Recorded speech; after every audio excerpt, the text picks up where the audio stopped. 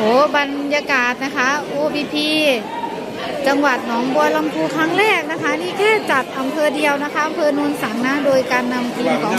คุณพ่อนายกนะคะพ่อไข่แน่บอไข่แน่ขึ้นบอ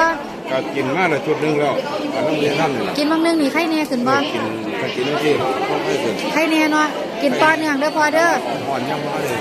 เดี๋ยวมันจะช่วงเช้าไปดอกค่ะขอบคุณค่ะแม่ขอบคุณค่ะโอ้บรรยากาศการซื้อสินค้าหลังเลิกงานนะคะขอบคุณค่ะแม่ขอบคุณในหลายๆท่านขา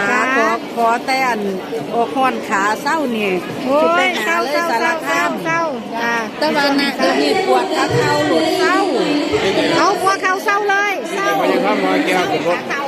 นั่นไขมันอุดตันเด้อเมียเด้อไขมันอุดตันมันก็เลยออกงอนขา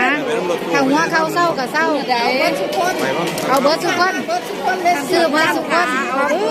ขอบคุณเศร้าเจ็บเศร้าเจ็บหัวเข่าหรอบ่เมียปวดว่าเศร้านอนบ่ได้ยังบ่ขึ้น